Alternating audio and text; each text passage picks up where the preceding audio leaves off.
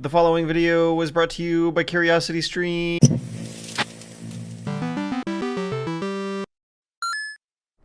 How the hell do you write an elegant introduction to a topic like this on a platform like this? Okay. This year's Backstreet Boys reunion tour has prompted a lot of self-reflection, including me having to seriously try and answer one of the stupidest questions that I did expect I'd eventually have to confront at some point in my lifetime. Can an entire lifetime of playing video games help people understand a crisis? It would make sense, right? It's not that stupid of a question, right? Video games at least market themselves as simulating the invisible systems that run society and the choices that incentivize the world's most powerful people into making the decisions they do.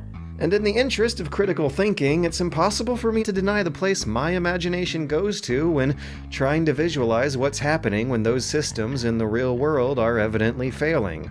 Strategy games! Which we gotta be thinking critically about, right? For all the temptation there is these days to insist that games can be made without some kind of political bias tacked on, a strategy game that takes place in our real, actual world is one setting where that whole argument is absolutely inapplicable. The developers gotta make a conscious decision on what percentage tax rate is gonna start pissing off their simulated society.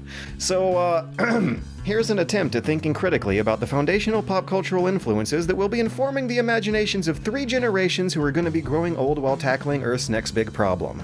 Climate change, which is a problem people have known about since the 80s. The 1880s, that is. But I was surprised to see that this wasn't a big theme in video games from the 1980s. Then again, climate change was not a big theme in the public consciousness until Antarctic scientists discovered the hole in the ozone layer in 1985.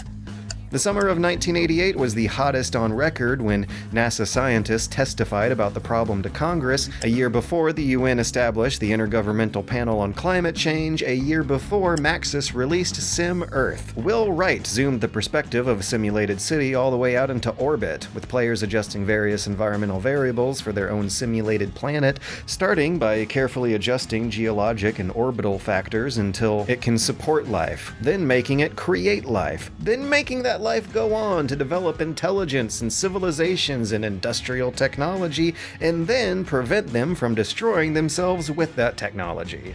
Nowadays, it would come off as some kind of avant-garde hippy-dippy indie game art experiment for a strategy game where the goal is to not conquer your enemies, but rather achieve world peace. Yet, here we have it as a mainstream edutainment release for the whole family way back in 1990. In the game's scenario for a modern Earth from 30 years ago, your mission is to solve all the world's problems, lead us into a future of peace, abundant food, clean air, and plentiful energy by sliding around meters representing the output of the grand total of humanity's expended energy. Note, this scenario is difficult, but still more fun than the real thing. Although that warning might be a bit too earnest. All you have to do to get everyone to agree to cut down on fossil fuels is slide the fossil fuel meter down. What's more challenging is playing out what happens if you don't. It's notable that of all the games on this list, and even with the restrictions imposed by those scenarios, SimEarth is more of a flexible, open-ended toy. The strategy play comes in scenario modes, and the implications educate the player more about the consequences of environmental changes, but less so about the incentives that plug into all the economic decisions that are made on the planet's way there. Which is what the entire Civilization series is gonna be doing for, let's face it, the rest of this video. 30 years of sequels are going to be exploring the dilemmas of weighing short-term boosts against long-term sustainability under the presumption that your decisions are carrying historical, centuries-long consequences. The first Sid Meier's Civilization from 1991 shows the series handling international nationalism at its most brutal. The tutorial is more honest here than in the later games. Ally with the stronger civs, isolate and destroy the weaker civs, while the organic, natural world around you is already commodified and partitioned off into a grid without you having to play through whatever conflict would have created that land management system in the first place. Civ I's vision for the future is not particularly detailed past that early 90s optimism of believing the Cold War was forever over and we were at the end of history. The long-term consequences of researching industrialization and the automobile is global warming, indicated by an ominous red orb that steadily turns white hot. spawning in fields of pollution that, if not taken care of, turn coastal land into swamps and plains into desert, forcing a change in late-game strategy that intensifies a space race to just launch a ship of colonists off-world and leave Earth behind. But it's notable that global warming is not exactly a devastating consequence, if it happens at all, which is quite possible if you play through a game where those technologies never become mainstream. According to the game's rules, the next big problem facing humanity sure does exist. There's no denying it, but it is just 2 simple clicks away from cleaning up. Meanwhile, outside of video games, environmentalism becomes a big theme in pop culture while efforts were being made to phase out the production of ozone-depleting CFCs around 1995. And 96's Civilization II intensifies the environmental concerns up quite a notch. Pollution tiles are now a chilling skull instead of fields of gunk, and if left to linger, the global warming effect can quite easily screw everything up. It can be avoided by early investment into mass transit, recycling, or solar energy, but if you have to play through a game while enduring the effects of global warming, it is killer, almost turning the competition into more of a contest of who can survive rather than who can win. Coastal tiles, and a hell of a lot of them at that, turn into unproductive swamps. Combine that with cleaning up the pollution, and your settler units require twice the clicks and twice the time to correct these negative environmental effects, which come in at almost twice the speed. This snowballs into problems affecting hunger and rioting and cycles that repeat because apparently the ice caps can melt over and over again forever. Let it get out of control and your productivity will grind to a halt as your attention is pulled away from other crises to clean up the skulls instead. Remember back in 2012, a Reddit post blew up where some guy had been playing the same game of Civ for 10 years and turned everything into continents of irradiated, flooded wasteland, where the cities of the future were built around mountaintops instead of rivers and coastlines? That was Civ 2.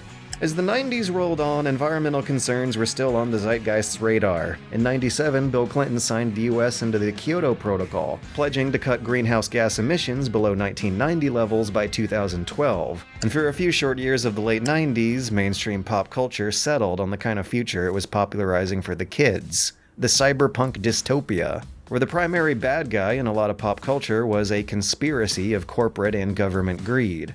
That latex-black, nihilistic, post-human vision of a dispassionate digital dystopia is wonderfully evoked by Sid Meier's Alpha Centauri from 1999, which follows a game of Civ into speculative hard science fiction, but the issues faced here are surprisingly steeped in more ecologically conscious mechanics than the games based on boring old planet Earth. Colonizers escaping a dying Earth become post-human cyber people who explore the most extreme questions of ethics via gameplay inspired by some extremely uncomfortable technological possibilities, starting with you facing incentives to go down an upgrade tree that has you destroying this fresh new alien planet intentionally right out of the gate with the knowledge of heavy industry and its heavy productivity already having been known. Resources exist to be consumed, and consumed they will be, if not by this generation, then by some future. By what right does this forgotten future seek to deny us our birthright? None, I say. Let us take what is ours, chew and eat our fill. CEO Nwabude K. Morgan, The Ethics of Greed. Take this route, and the lessons of history will be deliberately, nihilistically rejected with full conscious awareness of what you're doing. The planet itself is treated as a kind of living character you even have a sort of dialogue with. In regards to the minute-to-minute gameplay decisions, the stuff you do to your land directly affects the other factions, and destroying the environment can actually be used to your advantage. Raising the temperatures and melting the ice caps can increase the harvest of edible ocean-borne alien fungus, and can be used to deliberately drown out the other players' cities. But as all that ecological damage intensifies into a likely late-game apocalypse, mechanics merge with narrative as great bonuses trigger great disasters. AI leaders change their minds, and plans don't go how the flavor text predicted. The realization sets in that even all the way out here, nature is still a more powerful force than humankind. That is our last-ditch attempt to win humanity a reprieve from extinction at the hands of an awakening alien god.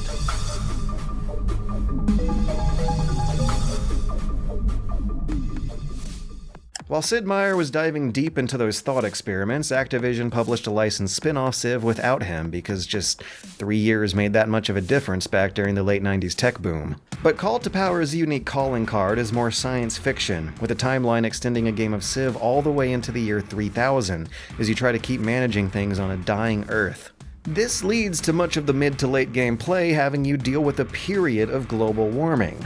Investing in oil refineries and resorting to nuclear war creates the Civ standard tiles of cleanable pollution. Ignore them long enough and you'll trigger the Earth to go haywire, flooding and also freezing land if left unchecked. Like Alpha Centauri, but not like a Sid Meier Civ game, Call to Power fully commits to that flooding flavor text, turning the tiles not into swamps, but into straight actual water with the permanent destruction of coastal cities if they're caught in that path. What's also uncommon is the idea that you are intended to play all the way through this and keep going past that point. Extensive future technologies that sure didn't predict smartphones or social media include speculative solutions from fair, feasible fusion power to more fantasy, like eco-fascist AI mind bombs that instantly destroy the world's heaviest polluters, to eventually culminate in the construction of a world wonder called the Gaia Project, a network of weather-controlling satellites that, centuries after the climate's destruction, will finally turn off those disaster effects and open up the opportunity to reseed the planet with forests and fertile land again, though you are never getting those water tiles back. And over the next couple years, what also would never be won back again was pop culture's innocence and optimism. In 2001, George W. Bush announced that the US would not be implementing the Kyoto Protocols, citing concerns that the deal would hurt the US economy. And political arguments over the veracity of what is more or less scientific fact were beginning to take hold. Questionable election results, the terrorist attacks, and ignored science postmarked this 10-year trend of environmentalism being such a big theme in the mainstream family-friendly pop culture. The best-selling video games would soon be more about terrorism, war, and crime than simulators and strategy games. Video games were now mainstream and made more accessible. The 2001 version of Civilization bumps the challenges of its easiest difficulty up quite a notch from the previous one, including the mechanics behind the series' standard inclusion of global warming. Once again, researching industry and burning fossil fuel begins ticking a color-coded timer that first replaces land with pollution and then warms or freezes tiles based on their proximity from the equator. But the time it takes to trigger this effect, and the lasting damage it causes, are far less of a problem than in the previous games. This time, the ice caps require far more heat to melt down, and also in Civ 3 and 4, labor can be automated. You don't have to use your precious settler units to pave paradise and then clean up the pollution. That's a job for cheaper worker units who've got a button you can set and forget to make them do all the tough decisions for you. You barely even have to think about it. And in order to trigger global warming, I actually had to go out of my way to deliberately tell them to stop. You can just kind of tap, turn after turn, and watch the game save the environment by itself. The problem almost feels more like an annoying bit of flavor aesthetics than a meaty mechanical system with strategic outcomes your brain is thinking through 3 turns ahead of time. And as the political culture changed, so too did popular culture, and so too did gaming culture. 2002 was when you started hearing global warming be referred to as climate change, after Republican consultant Frank Lutz pushed for a change in terminology that the Bush administration adopted. While global warming has catastrophic connotations attached to it, he wrote, climate change suggests a more controllable and less emotional challenge. Despite more and more record-setting heat waves and hurricanes, the problem's prominence in strategy games followed that advice of becoming a less emotionally intense challenge. Jumping forward to Civ 4 in 2005, and we see it abstract all the effects of climate change down to just one: desertification. This is a very different, much simpler and more random mechanic that instantly turns land squares into deserts in the late game regardless of what technology or buildings you're committed to. Clean, sustainable energy does nothing to stop it, and pollution is abstracted into healthiness, which doesn't directly impact the environment you're looking at with your eyeballs. Instead, it's plugged into the population and productivity formulas. In later expansions, global warming is held off for nuclear weapons in particular, but that is a far cry from representing the decisions that cause it to happen in real life. The feedback and control you have over it takes a noticeable step back even from Civ III, and reviews and forum discussion began regarding the global warming mechanics with contempt, as more of an annoyance than an interesting way to make the in-game play and feel different from the early game while also plugging the player's brain into thinking harder about current events. These discussions and changes accompanied the increasing amount of denial over the issue. Though it's in the game, it feels begrudgingly included in Civ IV. A mainstream big-budget strategy game with gameplay that more faithfully explores global warming was no longer something that could be taken for granted. Instead, it was a big news story, carrying controversy and corporate sponsorship from the companies who would have been the bad guys in the 90s games. The SimCity series has always gamified the issues of air quality and solid waste management. In 2007, SimCity Societies flavors those problems as the result of global warming. This one's called Societies because the scale is significantly smaller, more like a town builder than a city builder, with currencies and formulas that emulate the need to fulfill your Sims' emotional well-being, and this results in a kinda strange game logic that didn't really stick with the fans or reviewers. Power facilities are each given a carbon rating and a happiness penalty, so plopping down the super oil plant in the middle of a classy residential block results in unhappiness first, before then rolling into the chain of consequences that links low property value to higher crime, while a higher carbon rating increases the probability of triggering a selection of climate-related disasters. Droughts, tsunamis, and even climate refugees migrating from uninhabitably hot regions do create some interesting decisions to make. Particularly those refugees. SimCity Societies sides on the easier sector of the spectrum than similar SimCities, but compared to the others, housing is priced at a bit of a premium in this one, and it also includes extra costs that pull from the whole emotional well-being side of the gameplay. So the arrival of just 11 unexpected new residents can give you a lot of hard decisions to make, creating a little bit of a crisis. As usual, these effects can be mitigated by unlocking and then plopping down cleaner energy options brought to you by the British oil barons that pissed off the Persians. Are your Sims living in a society that restricts their job choices down to ones that lower their lifespans and property values? Then the British Petroleum Natural Gas Facility, or the British Petroleum Hydrogen Plant, or the British Petroleum Solar Farm are the solutions for you. Eventually leading to a reward building, the British Petroleum Carbon Exchange, which isn't a power facility but rather an office tower that rewards you with straight cash for maintaining a low carbon footprint. But where does that cash come from? Where do those climate refugees come from? Your carbon footprint is mostly invisible, it's just a number. Something about the abstraction here strikes me as more disingenuous than the experience of watching those resources move as tangible game tokens across international borders in the grander scale of the Civ games, but in 2010, Civ V released with no global warming mechanics at all. The 2010s were a decade where games that tackled climate change were mostly relegated to the sidelines of obscure indie serious games projects. Developers selling games with money on the line tended to steer away from this topic. There's only a small handful of exceptional cases. In 2011, we got Anno 2070, a sequel to a series of historical city builders that are famously chill and relaxing, but this kind of post-apocalyptic future one features a campaign that has you frantically shuffling around the world's few remaining resources for oil barons who ignore scientists warning them not to dig too deep and too greedily. But the meat and potatoes is the more peaceful, continuous, unwinnable sandbox mode, where you slowly explore the intersection of buildings and units and infrastructure that eventually lead to satisfying moments of sitting back and watching the splendor of a fully functioning economy churn. Learning those systems has you grappling with the kind of fantastical version of climate politics that provides the flavor for nearly every major decision of gameplay. 50 years of flooding created continental archipelagos that are mysteriously lacking in ruins or survivors, yet mysteriously abundant with sea life. Those 5 decades destabilized the world's governments enough to reduce all their authority down to a single world council that tries to regulate some kind of low threshold of violence between the 2 remaining factions of industrialists who control everyone else. The ecos, who build cities with sustainable green technology, and the tycoons who don't. This manifests into 2 playstyles depending on how you like your difficulty curve. steep, fast, and unpredictable with the tycoons, or a slower, steadier climb with the ecos. No matter which side you pick, burning fossil fuels is going to be an option on the menu. Too much of that and your robotic, automatic, hydroponic future farms will slow down their production as well as their population.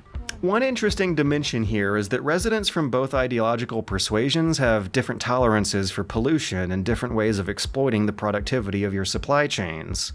The optimal strategy is to hit a perfect ecological balance while still attracting the business of those tycoons. But either way, the buildable terrain you're given at the start is still gonna be there in more or less the same conditions by the time you're done.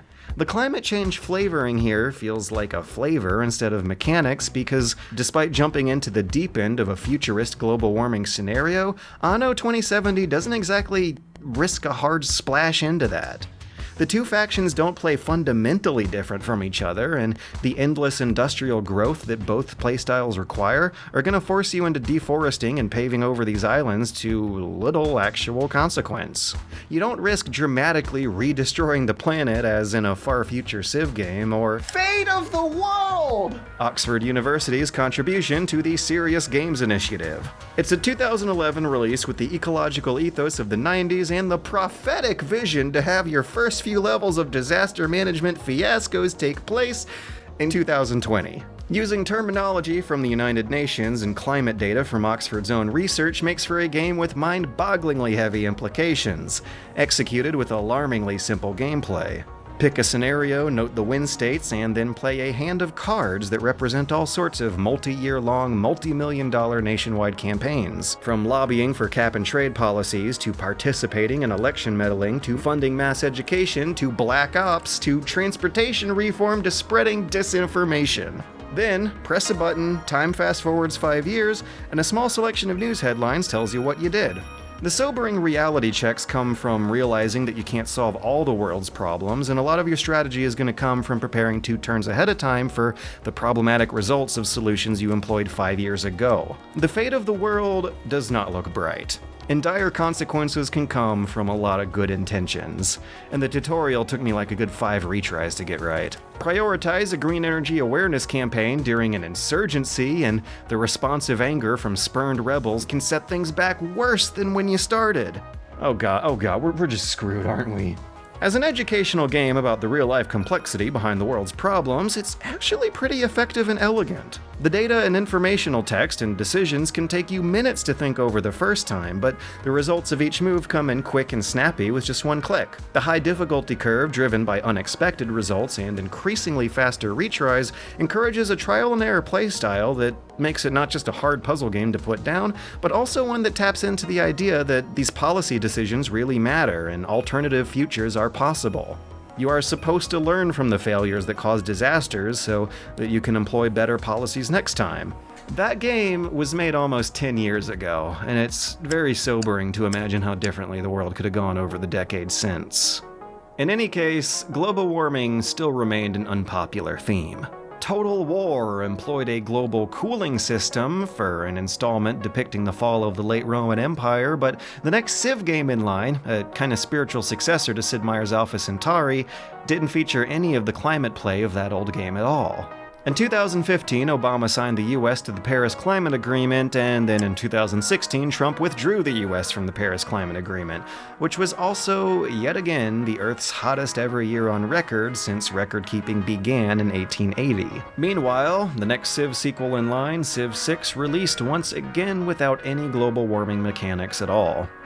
A very indirect quote from a reporter hanging around at the launch party noted that Sid Meier did briefly mention some kind of effort to avoid taking position on controversial issues, because apparently depicting a game about the problems facing the world of the future, and one of those problems being more or less a scientific fact, is a controversial political issue. But this situation reverses. Civ will eventually tackle climate change again in a big way, while in real life, shit starts hitting the fan big time. In 2018, a climate-themed indie game jam precedes a number of releases that point at a shifting tide. The multiplayer Minecraft-like Eco bills itself as the tragedy of the commons, the game. with your exploitation of the natural environment leading down a more industrial path than Minecraft's that generates pollution and prompts multiplayer servers into agreeing on laws that mitigate those built-in disasters, as you mull over really extensive graphs showing you just how, where, when, and why any of your actions would have started screwing things up for everybody else. Mole Industria, an Italian web game developer that bills itself as Radical Games Against the Tyranny of Entertainment, released Lycinia, a far future, post-apocalyptic climate management-focused city builder where ambiguous, glitchy, isometric tiles belie intriguing flavor text about far future civilizations cracking into mine shafts to discover veins of fossilized plastic water bottles. This game's interpretation of the God Game concept has you witnessing this all play out on a geologic timescale. Each tile of resources you plop down results in a rapid-fire time-lapse of centuries of environmental changes, oftentimes to unexpected results. My instinctive reaction was to plop some ice down to try and freeze up this water and shrink the coastlines back, and oh wait, it actually just melted it and added more. Plop down some solid ground instead, and you might accidentally slide a fault line around and watch entirely new mountains and valleys form in a second. Plop city buildings down, and most of the time they will instantly become ancient ruins. Until you figure out more of a sustenance farming sort of situation that'll keep these 2 meters representing environmental strength and human productivity in some kind of balance of each other.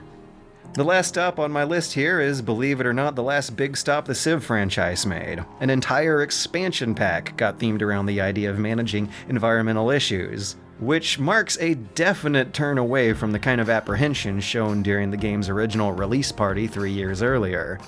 Gathering Storm is the hardest Sid Meier has tackled global warming since Alpha Centauri.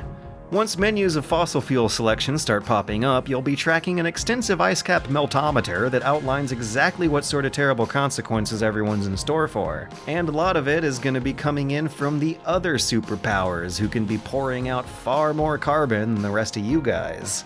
Zulu, stop! Once the flooding starts, your cities might find themselves wasting decades of the municipal production budget on giant coastal flood barriers that require huge resources and time budgets comparable to having to build a Great Wall of China around every continent's coastline. Meanwhile, the permanently flooded tiles don't just disappear all your hard work underwater, but rather keep the tips of your destroyed construction poking above the waves to remind you of your failures till the end of time. A more extensive future scenario is explored to envision a few ways out of this mess. One option includes Bioshock-style seasteading habitats that are played entirely straight. And it is possible to avoid getting into the mess in the first place by steering clear of fossil fuels when it comes time to hook your cities up to a power grid. But unlike the more eco-conscious games of the 90s, Gathering Storm still doesn't have the heart to permanently destroy the city centers you've been working on for centuries. Oh boy, the island nations are gonna be doing way better here than in the real life.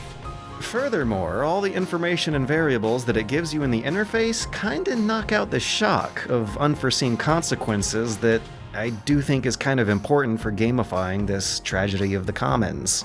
The information provided is so extensive, so early on, that your Neolithic settlers from 6,000 years ago apparently have the foresight to know which coastal lands will be flooding first 70 generations later. Since the AI's agendas can start out very eco-conscious before those stakes are supposed to be fully known, you might see the competing civs beeline straight towards nuclear power right after they invent the light bulb. So whether global warming gets triggered at all is kind of a dice roll depending on who you have to play the game with. If you happen to play a game where the environmentalist Maori are going to be maintaining a top 3 spot, you're likely to never encounter the problem at all. But now that we're at this point in the timeline, the future is very uncertain, and the Backstreet Boys reunion tour has muddied any coherent vision of the future irreversibly. Uncertain times have produced greatly provocative works of science fiction in the past, but when putting together this list, I'm a little worried at how the big budgets of big video games have seemed to show them opting out of that step over the past 20 years. I hate to end on an uncertain, inconclusive note like this, but that is the national mood this video is being written under, and I hope that it at least gave you something that'll help mentally prepare you for the times ahead. Because as we head into even more uncertain times, there aren't many more reassuring ways to relax than by getting a bit of education into your recreation. Because of the Backstreet Boys reunion tour, a year of CuriosityStream is now 40% off. Sign up for access to thousands of serious documentaries from qualified educational institutions. Take a break from the news to escape into the science behind why puppies are cute or why chocolate tastes good before splashing back into the real world with a dose of actually well-sourced documentary videos on the current pandemic situation, because YouTube is demonetizing content on that here. Speaking of which, your subscription will also include access to Nebula, a streaming service of content from educational YouTubers looking for greener pastures. So if you sign up for curiositystream.com/superbunnyhop, you'll not only get access to the bigger budgeted educational TV programming out there, but you'll also be supporting a huge community of serious educational YouTubers as well. And those promos stack together. Once again, that's curiositystream.com/superbunnyhop for a free month and a year for 40% off if you decide you like it.